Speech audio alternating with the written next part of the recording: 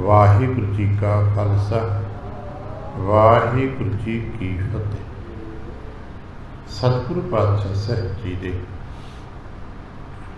ਪਾਵਨ ਦਰਬਾਰ ਦੀਆਂ ਹਾਜ਼ਰੀਆਂ ਭਰਦੇ ਗੁਰੂ ਪਾਤਸ਼ਾਹ ਸਾਹਿਬ ਜੀ ਦੇ ਆਪਣੇ ਹੀ ਨਿਜ ਪਾਵਨ ਸਰੂਪ ਸ਼ਬਦ ਨਾਲ ਚਿਤ ਲਾ ਕੇ ਜਦ ਆਪ ਸਾਵਧਾਨ ਤੇ ਇਕਾਗਰ ਚਿਤ ਹੋਏ ਜੁੜ ਮਿਲ ਬੈਠੇ ਹੋ, ਪਾਤਸ਼ਾਹ ਗੁਰਦੇਵ ਜੀ ਦੀਆਂ ਬੇਅੰਤ ਮਹਿਰਮਤਾਂ ਤੇ ਵਡਿਆਈਆਂ ਜੋ ਸਤ ਸੰਗਤ ਵਿੱਚ ਸਦਾ ਵਰਤਦੀਆਂ ਨੇ, ਆਪ ਉਹਨਾਂ ਦੇ ਸਾਂਝੀ ਤੇ ਧਾਰਨੀ ਹੋਇਓ।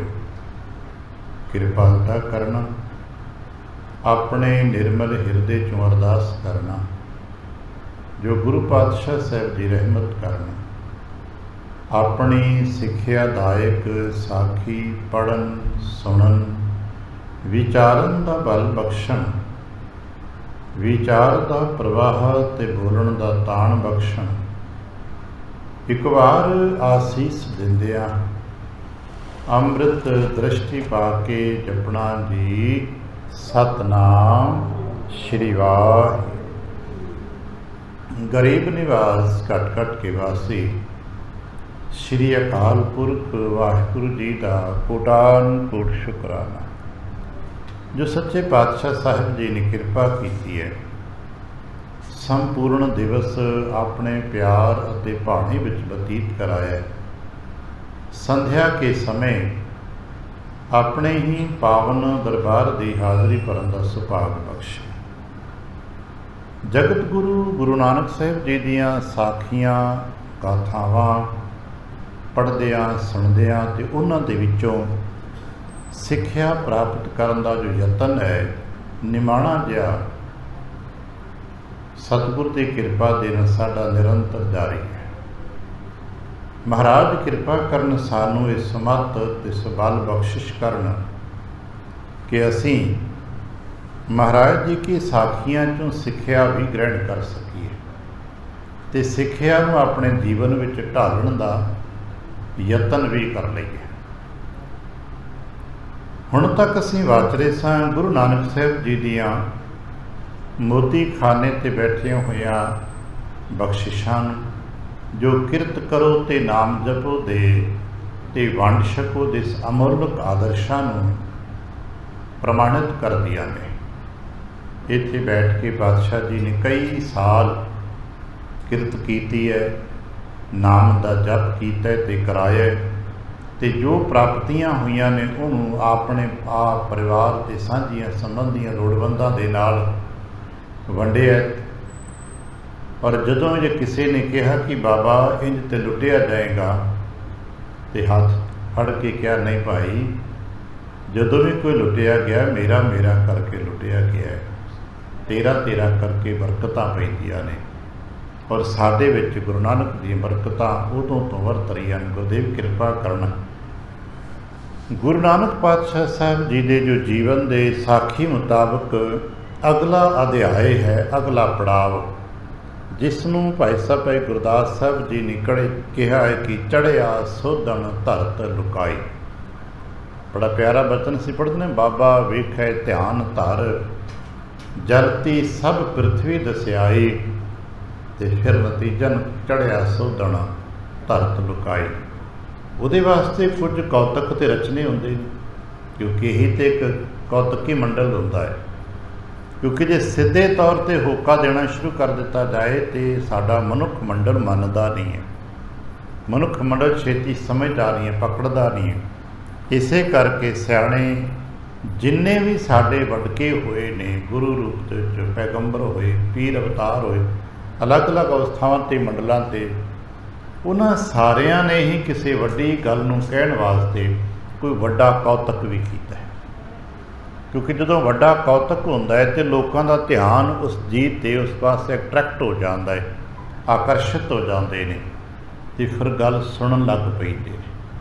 ਜੇ ਉਸੇ ਤਰ੍ਹਾਂ ਹੀ ਸਧਾਰਨ ਕਿਰਤ ਕਰਦੇ ਕਰਦੇ ਮਹਾਰਾਜ ਜੀ ਜਿਹੜੇ ਅਗਲੇ ਉਪਦੇਸ਼ ਨੇ ਦਿੰਦੇ ਰਹਿੰਦੇ ਤੇ ਲੋਕਾਂ ਦੋ ਨੇ ਸੁਣਨੇ ਸੀ, ਚਾਹੋ ਨੇ ਸੁਣੇ ਕਰ ਦੇਣੇ ਸੀ इस तरह गल आई गई हो जानी सी। पर इस करके महाराज करता पुरखी रूप विच ये वड्डे कौतक लिखे गए। अज उस बहुत वड्डे कौतक की आपां साखी की शुरुआत करनी है, जिस तू अज तक साडे ज्ञानी विग्यानी कथावाचक दुनिया के लोग समझ नहीं पाए कि उसकी असलीयत, उसकी गहराई कितनी वड्डी सी।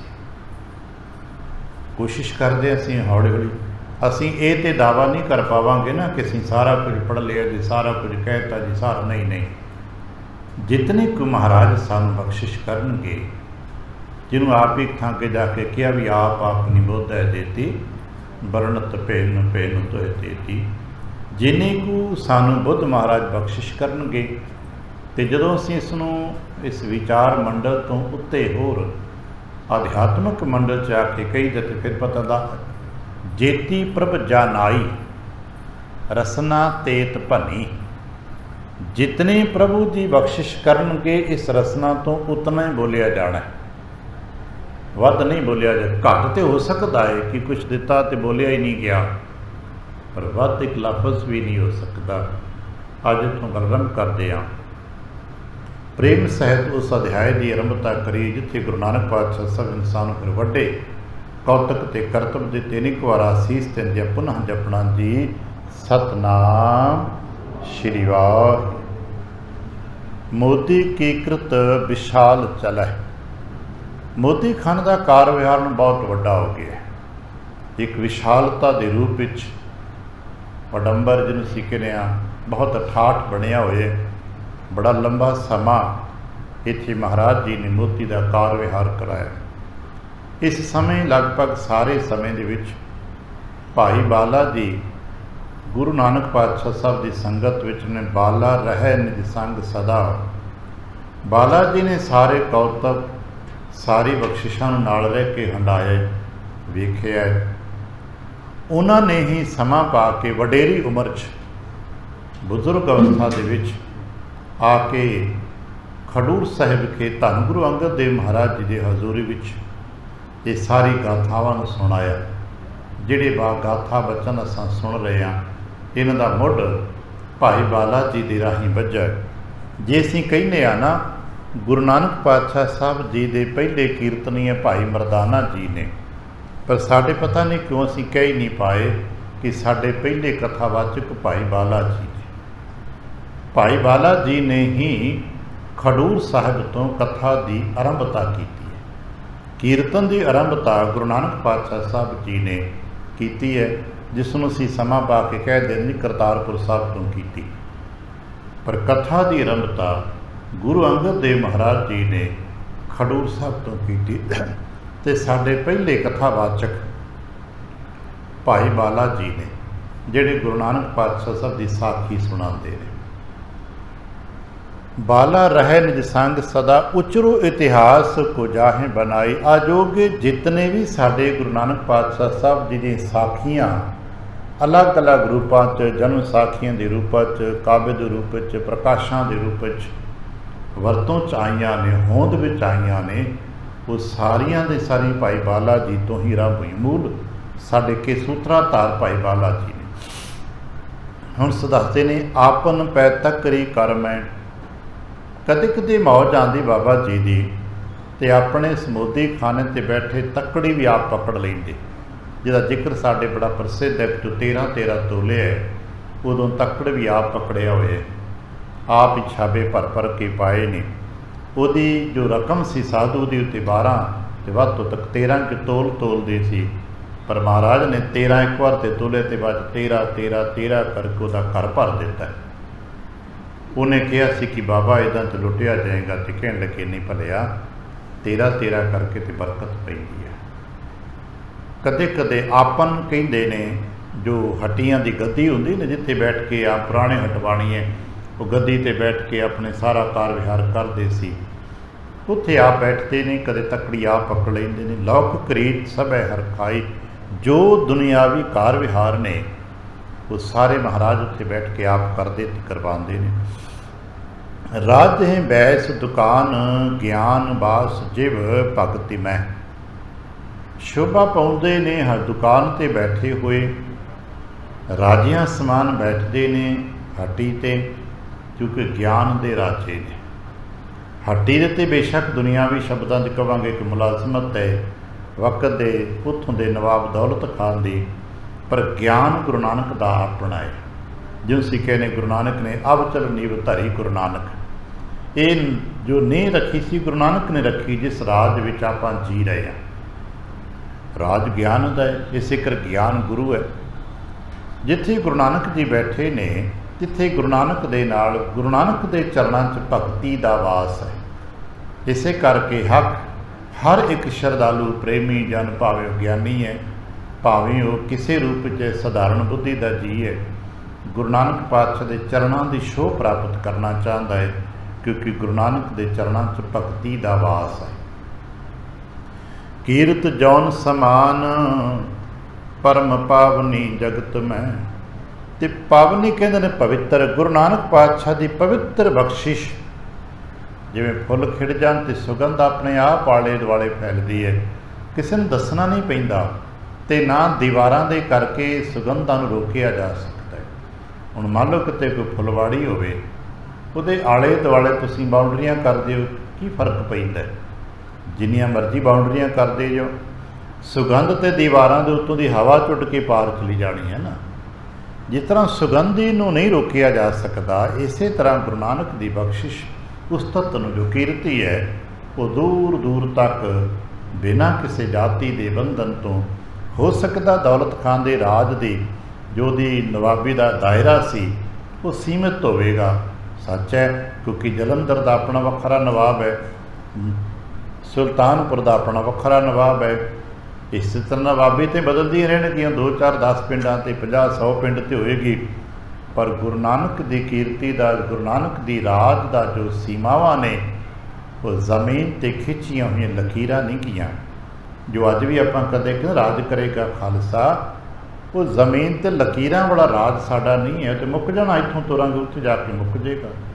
100 ਮੀਲ 1000 ਮੀਲ ਕਿੰਨੇ ਕੁ ਲੈ ਜਾਓਗੇ? ਅਖੀਰ ਤੇ ਆ ਕੇ ਤੇ ਹੱਦ ਮੁੱਕ ਜਾਏਗੀ ਨਾ। ਪਰ ਗੁਰੂ ਨਾਨਕ ਦੀ ਜੋ ਹਲੀਮੀ ਰਾਜ ਹੈ, ਇਹ ਹੱਦਾਂ ਤੋਂ ਪਾਰ ਹੈ। ਦਰਅਸਲ ਇਹ ਦਿਲਾਂ 'ਚ ਵਸਦਾ ਹੈ, ਦਿਲਾਂ 'ਤੇ ਰਾਜ ਕਰਦਾ ਹੈ। ਭੇਦ ਕੋ ਜਾਣੇ ਮਾਨਵ, ਜੇਕਰ ਸੰਗਤ ਕੋ ਮਲ ਬੋਲ ਸੁਣਾ ਹੈ। ਹੁਣ ਗੁਰੂ ਨਾਨਕ ਜੀ ਦਾ ਭੇਤ ਫੁੱਲਣ ਲੱਗ ਪਿਆ ਹੈ। ਬਹੁਤ ਸਾਰੇ ਪਿਆਰੇ ਗੁਰੂ ਨਾਨਕ ਪਾਤਸ਼ਾਹ ਸਾਹਿਬ ਦੀ ਸੰਗਤ ਵਿੱਚ ਆਉਣ ਲੱਗ ਪਏ ਨੇ, ਤੇ ਗੁਰੂ ਨਾਨਕ ਪਾਤਸ਼ਾਹ ਸਾਹਿਬ ਜੀ ਦੀ ਰੂਹਾਨੀਅਤ ਦਾ ਭੇਤ ਖੁੱਲ੍ਹਣ ਲੱਗ ਪਿਆ। ਜਿਵੇਂ ਖਿੜੇ ਹੋਏ ਫੁੱਲ ਦੀ ਸੁਗੰਧੀ ਦੇ ਸਦਕੇ ਉਹਦਾ ਭੇਤ ਖੁੱਲ੍ਹਣ ਲੱਗ ਪੈਂਦਾ ਹੈ, ਇਸੇ ਤਰ੍ਹਾਂ ਗੁਰੂ ਨਾਨਕ ਦੀ ਮਹਿਮਾ ਦੇ ਸਦਕੇ ਗੁਰੂ ਨਾਨਕ ਦੀ ਰਹਿਮਤਾਂ ਦਾ ਭੇਤ ਖੁੱਲ੍ਹਣ ਲੱਗ ਪਿਆ।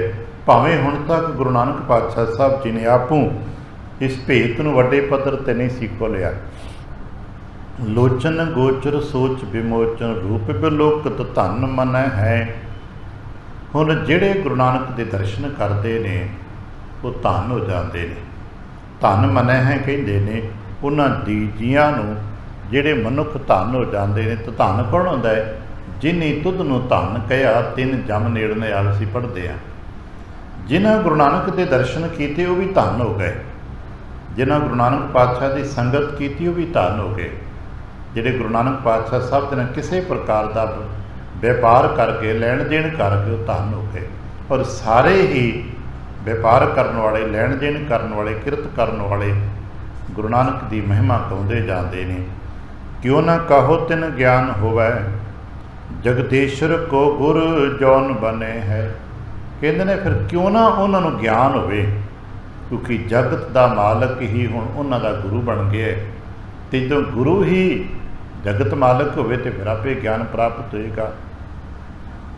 ਸੁਲਤਾਨਪੁਰ ਮਹਿ ਕੇਤਕ ਮਾਨਵ, ਗਿਆਨ ਸੰਪੰਨ ਭਏ ਸੁਖ ਪਾਈ।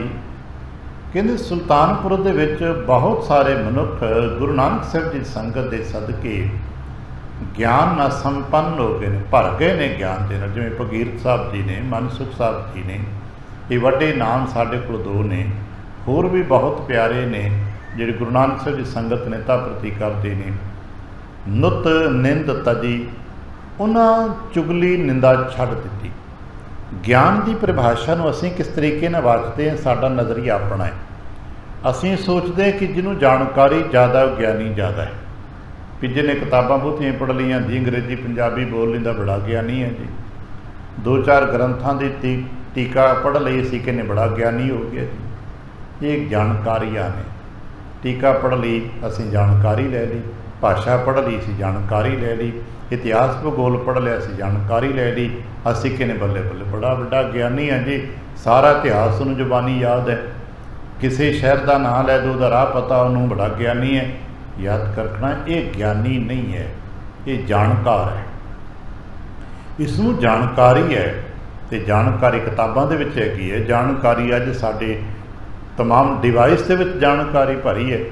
ਜਾਣਕਾਰੀ ਨੂੰ ਕਿਤੇ ਵੀ ਸਟੋਰ ਕੀਤਾ ਜਾ ਸਕਦਾ ਹੈ, ਪਰ ਗਿਆਨ ਨੂੰ ਕਿਤੇ ਵੀ ਸਟੋਰ ਕੀਤਾ ਨਹੀਂ ਜਾ ਸਕਦਾ। ਗਿਆਨ ਹੁੰਦਾ ਹੈ, ਗਿਆਨ ਮਾਣਿਆ ਜਾਂਦਾ ਹੈ। ਗਿਆਨ ਦੀ ਪਰਿਭਾਸ਼ਾ ਗੁਰੂ ਨਾਨਕ ਦੇ ਰੂਪ ਵਿੱਚ, ਜਿਨ੍ਹਾਂ ਨੇ ਗੁਰੂ ਨਾਨਕ ਪਾਤਸ਼ਾਹ ਸਾਹਿਬ ਜੀ ਕੀ ਬਖਸ਼ਿਸ਼ ਨੂੰ ਪ੍ਰਾਪਤ ਕਰਦਿਆਂ ਗਿਆਨ ਪ੍ਰਾਪਤ ਕੀਤਾ ਹੈ, ਉਹਨਾਂ ਨੇ ਕੀ ਜਾਣਕਾਰੀ ਪ੍ਰਾਪਤ ਕੀਤੀ ਹੈ ਕਿ ਦੁਨੀਆ ਦੇ ਕਿਹੜੇ ਨੁੱਕਰ ਦੇ ਕਿਹੜਾ ਸ਼ਹਿਰ ਵਸਦਾ ਹੈ ਅਤੇ ਕਿੱਥੇ ਕਿਹੜਾ ਫਲ ਬੂਟਾ, ਨਦੀ ਨਾਲਾ, ਪਹਾੜ, ਪਾਣੀ ਹੈ। ਨਹੀਂ, ਉਹਨਾਂ ਸਭ ਤੋਂ ਪਹਿਲਾਂ ਨਿੰਦਾ ਦਾ ਤਿਆਗ ਕਰ ਦਿੱਤਾ ਹੈ। ਗੁਰੂ ਨਾਨਕ ਦੀ ਦ੍ਰਿਸ਼ਟੀ 'ਚ ਇਹ ਗਿਆਨੀ ਹੈ। ਨੁਤ ਨਿੰਦ ਤਜੀ, ਜਿਹਨੇ ਨੁਕਤਾਚੀਨੀ ਛੱਡ ਦਿੱਤੀ, ਜਿਹਨੇ ਨਿੰਦਾ ਛੱਡ ਦਿੱਤੀ, ਸਮਤਾ ਸਰਜੀ, ਅਤੇ ਜਿਸ ਨੇ ਇੱਕ ਸਮਾਨਤਾ ਨੂੰ ਧਾਰਨ ਕਰ ਲਿਆ। ਨੁਕਤਾਚੀਨੀ ਨਿੰਦਾ ਕਰਨੀ ਛੱਡਤੀ। ਨੁਕਤਾਚੀਨੀ ਭਾਵ ਦਾ ਜਿਵੇਂ ਅੱਜ ਕੱਲ੍ਹ ਗਾਹੇ ਬਗਾਏ ਆਪਾਂ ਕਮੈਂਟਸ ਪਾਸ ਕਰੀ ਜਾਂਦੇ ਹਾਂ, ਸਾਨੂੰ ਪਤਾ ਹੈ ਕਿ ਨਹੀਂ ਪਤਾ, ਅਸਲੀਅਤ ਦਾ ਸਾਨੂੰ ਭੇਤ ਕੋਈ ਨਹੀਂ, ਪਰ ਇੱਕ ਨੇ ਬੋਲਿਆ 10 ਬੋਲੀ ਜਾਂਦੇ ਨੇ, ਐਵੇਂ ਕਾਵਾਂ ਰੌਲੀ ਅਸੀਂ ਪਾਈ ਜਾਣੇ। ਅੱਜ ਸਾਡਾ ਫੇਸਬੁੱਕ ਅਤੇ ਵਟਸਐਪ ਸਿਵਾਏ ਕਾਵਾਂ ਰੌਲੀ ਤੋਂ ਹੋਰ ਕੀ ਕੁਛ ਵੀ ਤੇ ਨਹੀਂ, ਅਤਾ ਪਤਾ ਕੁਛ ਨਹੀਂ, ਸਿਰ ਪੈਰ ਕੁਛ ਨਹੀਂ, ਸਾਰਾ ਦਿਨ ਅਸੀਂ ਕਰੀ ਜਾਂਦੇ ਹਾਂ। ਪਿਛਲੇ ਦਿਨਾਂ ਦੇਖਿਆ ਸੀ ਨਾ ਅਸਾਂ ਨੇ ਡਾਕਟਰ ਮਨਮੋਹਨ ਸਿੰਘ ਜੀ ਦੀ ਰਿਪ ਕਰਕੇ ਪਤਾ ਨਹੀਂ ਕਿੰਨੀਆਂ ਕੁ ਲੋਕਾਂ ਪੋਸਟਾਂ ਪਾ ਦਿੱਤੀਆਂ, ਪਤਾ ਲੱਗਾ ਜੂ ਅਤੇ ਜੇਰੇ ਇਲਾਜ ਨੇ, ਠੀਕ ਹੋ ਰਹੇ ਨੇ। ਉਹਨਾਂ ਨੂੰ ਤਾਂ ਡੇਂਗੂ ਹੋਇਆ ਹੈ, ਇਲਾਜ ਹੋ ਰਿਹਾ, ਕੱਲ੍ਹ ਪਰਸੋਂ ਨੂੰ ਸ਼ਾਇਦ ਠੀਕ ਹੋ ਕੇ ਘਰ ਆ ਜਾਣ। ਪਰ ਸਾਡੇ ਗਿਆਨੀਆਂ ਨੇ ਇੰਨਾ ਰੌਲਾ ਪਾਤਾ ਕਿ ਚਲੇ ਗਏ ਜੀ, ਚਲੇ ਗਏ ਜੀ, ਰਿਪ ਹੋ ਗਿਆ, ਅਫਸੋਸ ਹੋ ਗਿਆ। ਇਹ ਸਾਡੇ ਸਿਵਾਏ ਕਾਵਾਂ ਰੌਲੇ ਤੋਂ ਕੁਝ ਵੀ ਨਹੀਂ ਗਾ। ਇਸ ਕਰਕੇ ਇਹਨਾਂ ਅਫਵਾਹਾਂ ਤੋਂ, ਚੱਕਰਾਂ ਤੋਂ ਬਚ ਕੇ ਰਿਹਾ ਕਰੀਏ। ਗੁਰੂ ਨਾਨਕ ਦੇ ਸਿੱਖਾਂ ਨੁਕਤਾਚੀਨੀ ਛੱਡੀਏ, ਫਾਲਤੂ ਨਿੰਦਾ ਛੱਡੀਏ ਅਤੇ ਇੱਕ ਸਮਾਨਤਾ ਠਹਿਰਾਓ ਪ੍ਰਾਪਤ ਕਰੀਏ। ਲਰਜ਼ੀ ਅਵਵੇਕ ਕੀ ਫੌਜ ਪਜਾਏ। ਅਤੇ ਜਦੋਂ ਅਸੀਂ ਸਮਾਨਤਾ ਨੂੰ ਪ੍ਰਾਪਤ ਕਰ ਲਾਂਗੇ, ਇੱਕ ਸਾਰਤਾ ਨੂੰ ਪ੍ਰਾਪਤ ਕਰ ਲਾਂਗੇ, ਅਤੇ ਸਾਡੇ ਅੰਦਰੋਂ ਜੋ ਸਾਡੇ ਹਿਰਦੇ ਦੇ ਵਿੱਚ ਆ ਵਿਵੇਕ ਹੈ, ਅਗਿਆਨਤ ਦੇ ਮਾੜੇ ਚੰਗੇ ਆਪੇ ਖਿਆਲ ਮਿਟਣ ਲੱਗ ਪੈਣਗੇ। ਕਲ ਕਾਲ ਕਰਾਲ ਵਿਸ਼ਾਲ ਵਿਖੇ, ਅਤੇ ਕਹਿੰਦੇ ਸੰਸਾਰ ਦੇ ਵੱਡੇ ਆਡੰਬਰ ਦੇ ਵਿੱਚ ਕਿਰਪਾਲ ਗੁਰੂ ਜਨ ਲੀਨ ਬਚਾਈ। ਜਿਸ ਨੇ ਵੀ ਨਿੰਦਾ ਅਤੇ ਨੁਕਤਾਚੀਨੀ 2 ਚੀਜ਼ਾਂ ਛੱਡ ਦਿੱਤੀਆਂ, ਗੁਰੂ ਨਾਨਕ ਉਸ ਨੂੰ ਬਚਾ ਲੈਂਦੇ ਨੇ। ਬਹੁਤ ਵੱਡੇ ਗਿਆਨ ਦੇ ਗ੍ਰੰਥ ਪੜ੍ਹਨ ਦੀ ਜ਼ਰੂਰਤ ਨਹੀਂ ਗੁਰੂ ਨਾਨਕ ਦੀ ਸਿੱਖੀ ਗ੍ਰਹਿਣ ਕਰਨ ਵਾਸਤੇ। ਕੋਈ ਸਾਨੂੰ ਵੱਡੇ ਵੱਡੇ ਗ੍ਰੰਥ ਪੜ੍ਹ ਕੇ ਪ੍ਰਾਪਤੀਆਂ ਦੀ ਜ਼ਰੂਰਤ ਨਹੀਂ ਹੈ। ਉਹ ਜਾਣਕਾਰੀ ਵਾਸਤੇ ਨੇ, ਅਭਿਆਸ ਗਿਆਨ ਜੋ ਮਰਜ਼ੀ ਪੜ੍ਹਿਆ ਜਾਏ। ਉਹ ਕੀ ਪੜ੍ਹਦਾ ਵਿਅਕਤੀ, ਕਿਉਂ ਪੜ੍ਹਦਾ ਹੈ ਅਤੇ ਕਦੋਂ ਪੜ੍ਹਦਾ ਹੈ, ਉਹ ਆਪੋ ਆਪਣਾ ਹੈ। ਪਰ ਜੇ ਗੁਰੂ ਨਾਨਕ ਸਾਹਿਬ ਦੀ ਸਿੱਖੀ ਪ੍ਰਾਪਤ ਕਰਨੀ ਹੈ ਅਤੇ ਨਿੰਦਾ ਤਿਆਗ ਦਿਓ, ਨੁਕਤਾਚੀਨੀ ਤਿਆਗ ਦਿਓ, ਹਿਰਦੇ 'ਚੋਂ ਮਾੜੀਆਂ ਗੱਲਾਂ ਛੱਡ ਦਿਓ। ਗੁਰੂ ਨਾਨਕ ਰਾਖੀ ਕਰ ਦਿੰਦੇ ਨੇ। ਪਵ ਡਿੰਬ ਵੱਡੇ ਪ੍ਰਚੰਡ ਪਏ, ਤਿਨ ਖੰਡਨ ਕੋ ਮਨ ਲਾਲਸਿਆਈ। ਜਿਨ੍ਹਾਂ ਨੇ ਇਹ ਚੀਜ਼ਾਂ ਪ੍ਰਾਪਤ ਕੀਤੀਆਂ, ਉਹਨਾਂ ਦਾ ਅੰਦਰ ਦਾ ਗਿਆਨ ਤਿੱਖਾ ਹੋ ਜਾਂਦਾ ਹੈ। ਉਹ ਵਿਸ਼ਾਲ ਸੰਸਾਰ ਦੇ ਬ੍ਰਹਮੰਡੀ ਪਸਾਰੇ ਦੇ ਵਿੱਚ ਮਹਾਰਾਜ ਦੀ ਪ੍ਰਾਪਤੀ ਨੂੰ ਪ੍ਰਾਪਤ ਕਰਦੇ ਨੇ ਅਤੇ ਸੰਸਾਰ ਦੇ ਪਾਖੰਡ ਨੂੰ ਛੱਡ ਦਿੰਦੇ ਨੇ। ਭਵ ਲਾਵਨ ਗਿਆਨ ਤਰੋਵਰ ਕੋ ਬਰ, ਬਾਤ ਭਲੀ ਉਰ ਬੀਚ ਵਿਚਾਰੀ। ਹੁਣ ਗੁਰੂ ਨਾਨਕ ਪਾਤਸ਼ਾਹ ਸਾਹਿਬ ਜੀ ਆਪਣੇ ਨਿਜ ਕਾਰਜ ਵੱਲ ਸੋਚਣ ਲੱਗ ਪਏ ਨੇ। ਜਿਹੜਾ ਕਾਰਜ ਗੁਰੂ ਨਾਨਕ ਪਾਤਸ਼ਾਹ ਸਾਹਿਬ ਜੀ ਨੇ ਕਰਨਾ ਹੈ, ਜਿਸ ਵਾਸਤੇ ਮਾਤਲੋਕ 'ਤੇ ਗੁਰੂ ਨਾਨਕ ਪਾਤਸ਼ਾਹ ਸਾਹਿਬ ਜੀ ਦਾ ਆਉਣਾ ਹੋਇਆ, ਉਸ ਵਾਸਤੇ ਗੁਰੂ ਨਾਨਕ ਪਾਤਸ਼ਾਹ ਸਾਹਿਬ ਜੀ ਨੇ ਆਪਣੇ ਇਸ ਕਾਰਜ ਨੂੰ ਕਰਨ ਦੀ ਗੱਲਾਂ ਹੌਲੀ ਹੌਲੀ ਆਪਣੇ ਪਿਆਰਿਆਂ ਦੇ ਨਾਲ ਕਰਨੀਆਂ ਸ਼ੁਰੂ ਕਰ ਦਿੱਤੀਆਂ। ਇੱਕ ਦਿਨ ਆਪਣੇ ਪਿਆਰੇ ਭਾਈ ਬਾਲਾ ਜੀ ਨੂੰ ਕਹਿੰਦੇ, ਆਗੇ ਸੁਣ ਪ੍ਰਸੰਗ ਸੋ जिन मन गुर अनुराग।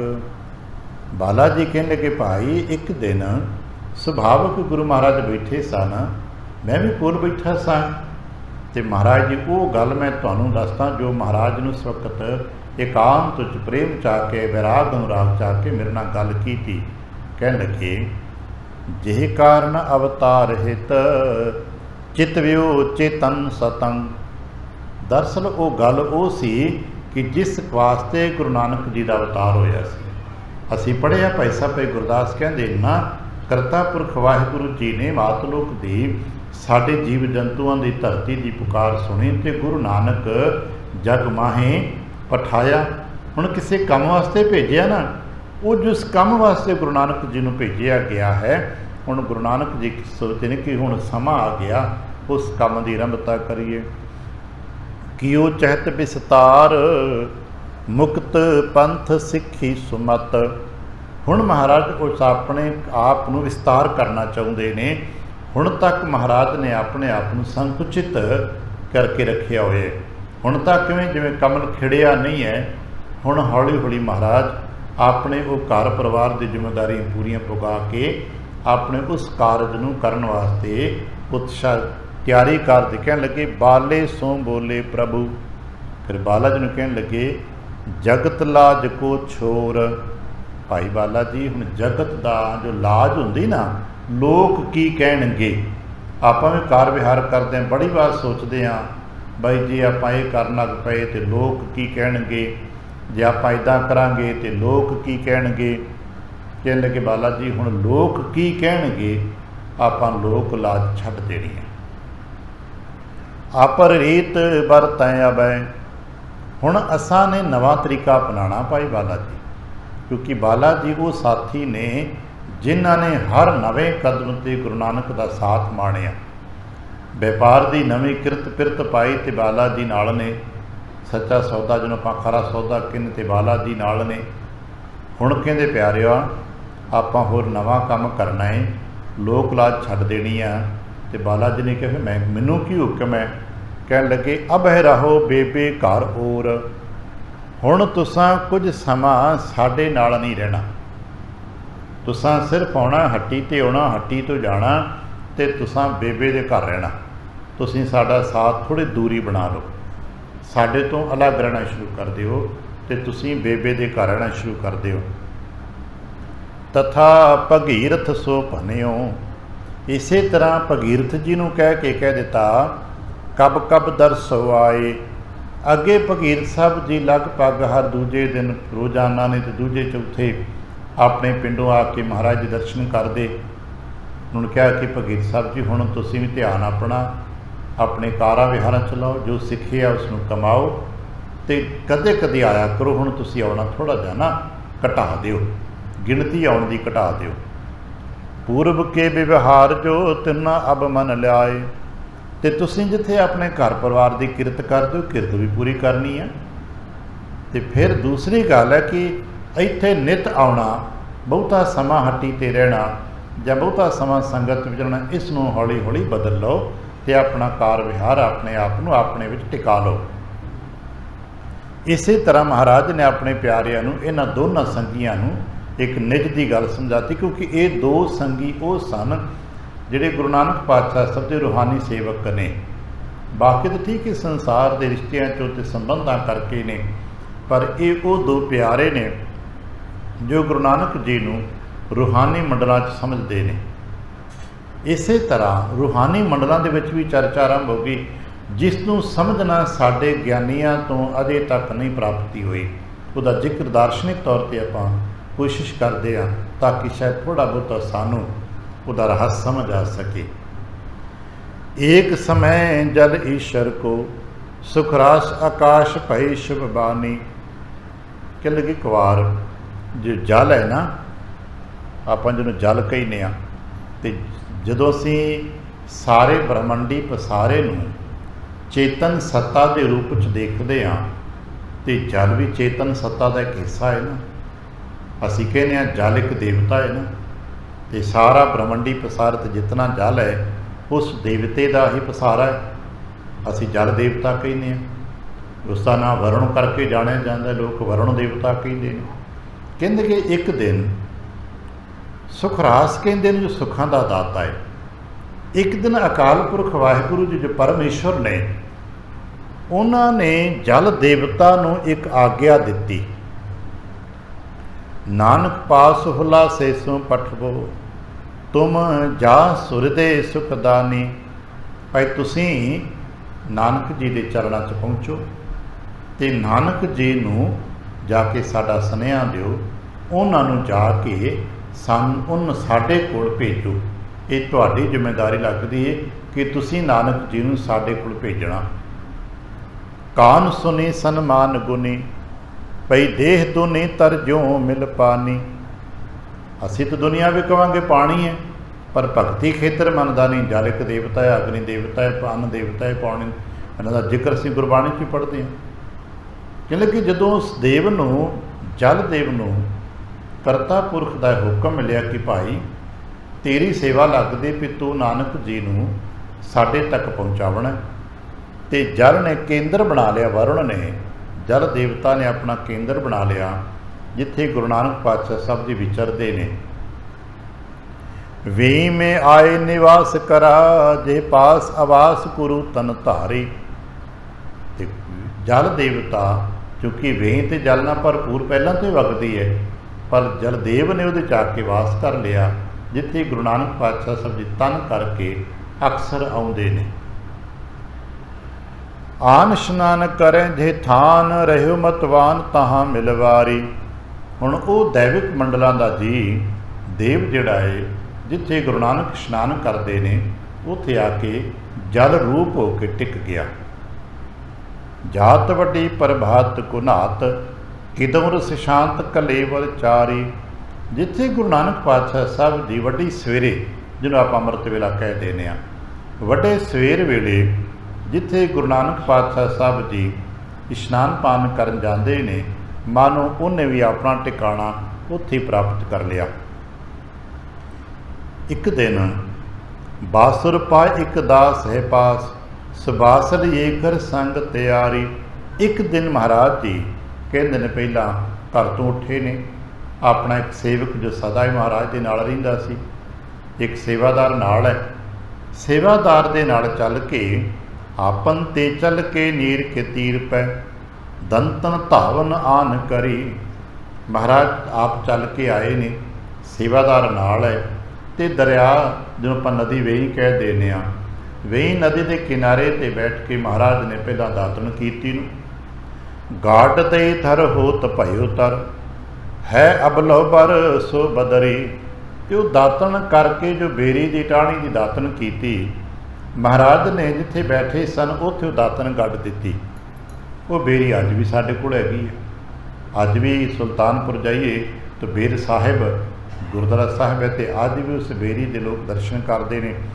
आज जाके किते वेखिए तो सही, वो हेठां बैठे पता नहीं कितने जी श्री जपजी साहब का पाठ कर रहे हो, जिन्हें गुरु नानक साहब के प्यार में वीं के कंढे ते कह लगे बेरी तो अज तक आप देखिए ना, ये बेरी वो है जो गुरु नानक पातशाह साहब जी ने दातन करके गढ़ी सी, तो दातन हरी होके बेरी का रूप अख्तियार कर गई है। आनन आरण जात पखारत दांत ज्यों हीरन पात खरी। महाराज जी हौली हौली पानी चुतरे ने, पानी चों बुक भर के चेहरे ते पाए ने, चेहरे ते पा के जिवें असीं पंजाबी च की मूँह धोता है, महाराज ने बुक भर भर के चेहरे ते जल पाया। तो कुछ समा पानी जिवें असीं गोडे गोडे पानी च की खड़े ने, ठंड है तीर दयो पद नीर। हौली हौली महाराज ने अपने चरणों नूं अगे वधाया, गए मद धीर अधीर हरी। पानी की डूंघाई विच उतर गए। हौली हौली सेवादार देखता रहा, महाराज ने किनारे ते पहला हथ मूँह धोता, फिर हौली हौली पानी की गहराई च उतर गए। बार वेखे एक बार कियो बापू आन खरापत बार अगारी। महाराज ने गहराई विच जाके जिन्होंने बप कहते ने डुबकी लगा ली। महाराज ने गहराई च जाके अपने आप को जो ही पानी च डुबकी लगाई अलोप कर लिया। मान लो वरुण देवता ने आ चरण पकड़े, आके नमस्कार की क्योंकि उत्ते जल रूप ही है। लोचन गोचर सोच विमोचन रूप बिलोकत पा सुख भारी। तो गुरु नानक साहब के मन दर्शन करके जल देवता भी खुश हो गया। बोल कपोलन बोलत पा हर खाए अतुलत होए बलहारी। फिर हौली हौली जल ने महाराज ने एक बेनती की थी, बानी आकाश भई सुख रास की जावो पास अबै करतारा। कह लगे जी मैनू हुक्म होया मैं सुनेहा देना है, तुसी जावो जावो पास अबै करतारा। तुसी करतार दे कोल जाओ, तुहानू निरंकार जी ने बुलाया, तुसी निरंकार जी के देश जाना है। श्री सचखंड अखंड सदा भव कुंडन वास जहाँ सुख भारा। जो सचखंड देश है जिथों तुसी आए हो, तुहानू उत्थे वापस बुलाया है। मैनू ये सुनेहा देने की सेवा लगी सी, मैं जल रूप हो के आप जी नू उस दर तक ले जावांगा। यूँ कहे भूपन भूपत जोत स्वरूप अनूप पे जाए हों हीन आवारा। महाराज कहने लगे हाँ शिव यों सुन श्री गुरु बैन पाने सुध या विद की उर्मै वर तारा। सतगुरु कहने लगे हाँ सानू समय का पता है, सुध या विद की सानू इस समय की खबर है, सानू इस हालात का पता है, इस समय का पता है। इस करके भाई असी हुण जाण लई तैयार हाँ ते बिना देरी तो असी उस राह ते तुरदे हाँ जिथे सचखंड है। यों कह बैन गए गत दैन गुरु अन ऐन माह जहाँ दरबारा। ते गुरु महाराज ने चूँकि जल विच डुबकी लगाई है, ते जल विच डुबकी लगा के साडे दर्शनां तो साडी नज़रां तो ते ओले हो गए ने। ते महाराज जल रूप होए पर करता पुरख दे दरबार पहुँच गए ने। जिहड़ी अज तक साडे ज्ञानियां ध्यानियां विग्यानियां नूं ये भेत ना आया है ते ना आउणा है, क्योंकि असीं ते अपने अपने तरीके नाल लभांगे, सोचांगे, विचारांगे, दसांगे, पुछांगे, पर सानूं ये नहीं पता कि जितने तत्त ने ना ये गुरु करते दे अपने हुंदे ने। जे वो चाहण तो जे पवन रूप हो जावेंगे, साडे लिए हुक्म हैगा ना एक, असां भी एक बार जे जप कर लिया, जे बंदगी कर लई तो असां ने भी शरीर छड्ड के एक बार पवन रूप हो जाना है। मैं नहीं कहता आवन जाना हुक्म तिसे का हुक्म बूझ समावेंगे हो जाना ना, तो फिर की होना है, कित्थे जाओगे? कह लगे पवन रूप हो जावेंगे। असीं भी तो पवन रूप हो के शरीर छड्ड के जाना ना, क्योंकि असीं वड्डे नहीं, असीं जल रूप नहीं हो सकते, असीं मिट्टी रूप नहीं हो सकते। पर कहते ने गुरु तो पंजां तत्तां दे मालक ने ना, जल रूप हो गए, जल का ही जल स्वरूप होया ते करता पुरख दे दरगाह पहुँचे। जिन्हों अलग अलग जन्म साखियां दे विच इस गाथा नूं अपने अपने तरीके दे नाल कहण कहावण दा यतन किया जाता है, क्योंकि एक ऐसा रहस्य है जो असां किसे नहीं वेखिया, किसे नहीं माणिया। जितना कुछ सानू समझ आए उन्ना कुछ एक दूजे नूं दस दिता। कहण लगे गुरु नानक पल दे विच दरगाही मुकाम ते पहुँच गए। दास सुबासल ये कर आस निराश भया पछताए विचारा। उधर सेवादार जिहड़ा सी बाहर कपड़े वस्त्र लैके खड़ा, वो रोज़ाना का इशनान पान का जितना समा लगता सी उतना समा तो बेचारा देखता रहा, उड़ीकता रहा भी हुण डुबकी लगाई है, हुण तारी ला के बाहर आउणगे, हुण तारी ला के बाहर आउणगे।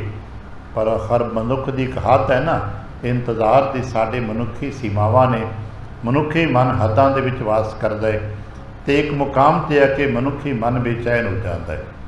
कुछ समय तक उन्हें इंतज़ार किया, पहलां तो आराम नाल बैठा रहा, हौली हौली वेखण लग पिया। वेखद्या वेखद्या उड़ीक वध गई, इंतज़ार वधिया वधिया बेचैनी की हालत हो भी इन्ना समा पानी ते कोई बंदा रह ही नहीं सकता। बिस्माद हो बिस्माद धरै द्रुतपाद बिना अहलाद कयो मन मारा। हुण दा मन मरन लग पिया, क्योंकि मनुख हमेशा नैगेटिव ही सोचता है, माड़ी सोच मनुख के मन छेती आउंदी है। तो जदों उन्हें देखिया भी बड़ी चिर हो गई, इन्ना चिर विच मनुख कितनी बार नहा के बाहर आ जाए, कित्थे सूरज चढ़न तो पहलां दे आके बैठे हाँ, लो लग गई, सूरज चढ़ गया, हुण तो दिन चढ़ गया, इन्ने समय दे विच भी नहीं आए, हुण वो नठिया है। ਹੋਇ ਪਟ ਪਾਨ ਹਿਰਦੇ ਅਕੁਲਾਨ, ਸੋ ਦੌਲਤ ਖਾਨ ਕੇ ਭਾਉ ਨ ਗਇਓ। ਇੰਨਾ ਕੋਈ ਸਿਆਣਾ ਸੀ ਕਿ ਮੈਂ ਘਰ ਜਾਵਾਂਗਾ ਤੇ ਘਰ ਇੱਕਦਮ ਜਾਂਦਿਆਂ ਹੀ ਬੇਬੇ ਜੀ ਜਾਂ ਮਾਤਾ ਜੀ ਪਰੇਸ਼ਾਨ ਹੋ ਜਾਣਗੇ, ਤੇ ਸਿੱਧਾ ਭੱਜਾ ਗਿਆ ਦੌਲਤ ਖਾਨ ਦੇ ਨਵਾਬ ਵੱਲ, ਕਿਉਂਕਿ ਆਖਰ ਉਹਦਾ ਸਭ ਕੁਝ ਆਖਰ ਘਰੋਂ ਹੋ ਕੇ ਵੀ ਤੇ ਦੌਲਤ ਖਾਨ ਤੱਕ ਖਬਰ ਆਉਣੀ ਸੀ ਕਿ ਜੋ ਸਰਕਾਰੀ ਬੰਦੇ ਆਉਣੇ, ਜਿਵੇਂ ਅੱਜ ਕੱਲ੍ਹ ਕੀ ਫਾਇਰ ਬ੍ਰਿਗੇਡ ਆਉਣਾ ਜਾਂ ਟੋਭੇ ਆਉਣੇ ਜਾਂ ਜਲਾਂ 'ਚ ਤਾਰੀਆਂ ਲਾਉਣ ਵਾਲੇ ਗੋਤਾਖੋਰ ਆਉਣੇ ਨੇ, ਤੇ ਸਰਕਾਰ ਵੱਲੋਂ ਹੀ ਆਉਣੇ ਨਾ। ਤੇ ਥੋੜ੍ਹਾ ਜਿਹਾ, ਕਿਉਂਕਿ ਗੁਰੂ ਨਾਨਕ ਦਾ ਸੇਵਕ ਹੈ, ਕੋਈ ਮੂਰਖ ਥੋੜ੍ਹਾ ਹੈ, ਸਿਆਣਾ ਸੀ, ਦੁਨਿਆਵੀ ਤਰੀਕੇ ਨਾਲ ਭੱਜ ਕੇ ਸਰਕਾਰੀ ਦਫ਼ਤਰ ਕਚਹਿਰੀ ਜਾ ਵੜਿਆ। ਹੁਣ ਉੱਧਰ ਨੂੰ ਭੱਜਾ, ਨੀਰ ਬਹੀਨ ਪਠੀਨ ਅਧੀਨ, ਤਿਉ ਚੀਨ ਸਭੇ ਨਰ ਬੂਝ ਕੀਓ। ਹੁਣ ਇਹ ਬਦਹਵਾਸ ਹੋਇਆ, ਨੱਠਾ ਜਾਂਦਾ, ਸਾਹ ਸਾਹ ਹੋਇਆ ਪਿਆ, ਸਵੇਰੇ ਸਵੇਰੇ ਅਗਲੇ ਦੇ ਪਸੀਨੇ ਛੁੱਟੇ ਪਏ ਨੇ, ਹਾਲੋ ਬੇਹਾਲ ਹੋਇਆ ਪਿਆ। ਲੋਕ ਪੁੱਛਦੇ ਕੀ ਹੋਇਆ, ਕੀ ਹੋਇਆ, ਪਰ ਕਬੂਲ ਨਹੀਂ ਫੁੱਟਦਾ। ਭੂਰ ਬਿਸੂਰਤ ਦੌਰਤ ਬੌਰਤ, ਕਾਹੋਂ ਕੋ ਉੱਤਰ ਕੋ ਨੰਦਿਓ। ਜਦੋਂ ਭੱਜ ਕੇ ਗਿਆ ਏ, ਇਹਦੀ ਹਾਲਾਤ ਬੌਰਾਨੀ ਜੀ ਵੇਖ ਕੇ ਕਈਆਂ ਪੁੱਛਿਆ ਵੀ ਕੀ ਹੋਇਆ ਏ, ਕਿ ਸਾਰੇ ਜਾਣਦੇ ਸਨ ਸੁਲਤਾਨਪੁਰ ਨਗਰ ਕੋਈ ਇਹ ਤਾਂ ਹੈ ਨਹੀਂ ਕਿ ਬਹੁਤ ਵੱਡਾ ਸ਼ਹਿਰ ਹੈ ਜਿੱਥੇ ਮਨੁੱਖ ਇੱਕ ਦੂਜੇ ਨੂੰ ਪਛਾਣਦੇ ਨਹੀਂ। ਹੁਣ ਵੀ ਉਹ ਬਹੁਤ ਵੱਡਾ ਸ਼ਹਿਰ ਨਹੀਂ ਹੈ। ਉਦੋਂ ਕਲਪਨਾ ਕਰੀ ਫਿਰ ਨਹੀਂ ਵੱਡੀ ਆਬਾਦੀ ਤੇ ਉਦੋਂ ਹੋਣੀ ਨਹੀਂ। ਉਦੋਂ ਤੇ ਮਨੁੱਖ ਇੱਕ ਦੂਜੇ ਨੂੰ ਸਾਰੇ ਜਾਣਦੇ ਪਛਾਣਦੇ ਨੇ, ਤੇ ਪਛਾਣਦੇ ਇਸ ਨੇ, ਤੇ ਮੋਦੀ ਖਾਨੇ ਦਾ ਨੌਕਰ ਹੈ, ਸੇਵਕ ਹੈ। ਤੇ ਗੁਰੂ ਨਾਨਕ ਦਾ, ਚਲੋ ਗੁਰੂ ਸ਼ਬਦ ਉਹ ਨਹੀਂ ਵਰਤਦੇ ਹੋਣਗੇ, ਨਾਨਕ ਮੋਦੀ ਕਹਿੰਦੇ ਹੋਣਗੇ, ਨਾਨਕ ਬੇਦੀ ਕਹਿੰਦੇ ਹੋਣਗੇ, ਉਹਨਾਂ ਦਾ ਨਿੱਜੀ ਸੇਵਕ ਹੈ। ਤੇ ਬਦਹਵਾਸ ਹੋਇਆ, ਕਿਉਂ ਭੱਜਾ ਜਾਂਦਾ ਹੈ। ਕਈਆਂ ਪੁੱਛਿਆ ਕੀ ਹੋਇਆ, ਕੀ ਹੋਇਆ, ਪਰ ਉਹਨੇ ਕੋਈ ਜਵਾਬ ਨਹੀਂ ਦਿੱਤਾ। ਨੱਠਾ ਨੱਠਾ ਦੌਲਤ ਖਾਨ ਦੇ ਘਰ ਜਾ ਕੁੰਡਾ ਖੜਕਾਇਓ, ਭੂਪ ਸਭਾ ਮੈਂ ਜਾਏ ਕਹਿਓ, ਬਰ ਬਾਰ ਵਿਖੇ ਨਹੀਂ ਉੱਭ ਪਾਇਓ। ਜਾਂਦੇ ਰੌਲਾ ਪਾਤਾ, ਮਹਾਰਾਜ ਮਹਾਰਾਜ ਉਹ ਦਰਿਆ 'ਚ ਗਏ ਸੀ, ਬਾਹਰ ਨਹੀਂ ਆਏ। ਕਿਉਂਕਿ ਜਦੋਂ ਵਿਅਕਤੀ ਬਦਹਵਾਸ ਜਾਂਦਾ ਹੈ ਨਾ, ਤੇ ਸਾਰੀ ਗੱਲ ਠੀਕ ਤਰ੍ਹਾਂ ਨਾਲ ਬਿਆਨ ਨਹੀਂ ਕਰ ਪਾਉਂਦਾ। ਉਹ ਜਿੰਨੀ ਕੁ ਕਹਿਣੀ ਹੁੰਦੀ ਉਸ ਨੂੰ ਹੀ ਕਹਿੰਦਾ ਕਹਿੰਦਾ ਕਈ ਕੁਛ ਹੋਰ ਕਰ ਜਾਂਦਾ ਹੈ। ਕਈ ਵਾਰ ਤੇ ਠੀਕ ਨਾਂ ਲੈ ਪੈਂਦਾ। ਹੁਣ ਉਹ ਇੰਨਾ ਹੀ ਕਹਿ ਰਿਹਾ, ਬਰਬਾਰ ਵਿਖੇ ਨਹੀਂ ਉਭਰਿਓ। ਉਹ ਪਾਣੀ 'ਚ ਗਏ ਸੀ, ਵਾਪਸ ਨਹੀਂ ਆਏ, ਪਾਣੀ 'ਚ ਗਏ ਸੀ, ਨਹਾਉਣ ਗਏ, ਵਾਪਸ ਨਹੀਂ ਆਏ। ਹਾਂ ਬਹੁ ਬਾਰ ਹੀ ਬਾਰ ਨਿਹਾਰ ਲੱਗੀ ਨੇ, ਬਾਹਰ ਮੈਂ ਦੌੜ ਆਇਓ। ਮੈਂ ਉਡੀਕਦਾ ਥੱਕ ਗਿਆ, ਅਖੀਰ ਮੈਂ ਭੱਜ ਕੇ ਤੁਹਾਡੇ ਕੋਲ ਆ ਗਿਆ ਵੀ ਉਹ ਦਰਿਆ 'ਚ ਨਹਾਉਣ ਗਏ ਸੀ, ਵਾਪਸ ਨਹੀਂ ਆਏ। ਤੇ ਸਾਰੇ ਜਾਣਦੇ ਸਨ ਕਿ ਨਾਨਕ ਜੀ ਦਾ ਸੇਵਕ ਹੈ, ਤੇ ਸਭ ਨੂੰ ਪਤਾ ਸੀ ਕਿ ਨਾਨਕ ਜੀ ਹੀ ਇੰਨੇ ਤੜਕੇ ਸਵੇਰੇ ਸਵੇਰੇ ਦਰਿਆ 'ਤੇ ਇਸ਼ਨਾਨ ਕਰਨ ਜਾਂਦੇ ਨੇ। ਬਾਕੀ ਦਿਨ ਤੇ ਆਪਣੇ ਆਪਣੇ ਤਰੀਕੇ ਨਾਲ ਹੌਲੀ ਹੌਲੀ ਦਿਨ ਚੜ੍ਹੇ ਆਉਂਦੇ ਨੇ, ਪਰ ਨਾਨਕ ਹੀ ਨੇ ਜੋ ਅੰਮ੍ਰਿਤ ਵੇਲੇ ਜਾ ਕੇ ਇਸ਼ਨਾਨ ਕਰਦੇ ਨੇ। ਤੇ ਇਹ ਨਾਨਕ ਦਾ ਨਿੱਜੀ ਸੇਵਕ ਹੈ। ਨਵਾਬ ਨੇ ਸੁਣਿਆ ਤੇ ਉਹਦਾ ਵੀ ਦਿਮਾਗ ਹਿੱਲ ਗਿਆ ਵੀ ਇਹ ਕੀ ਹੋ ਗਿਆ।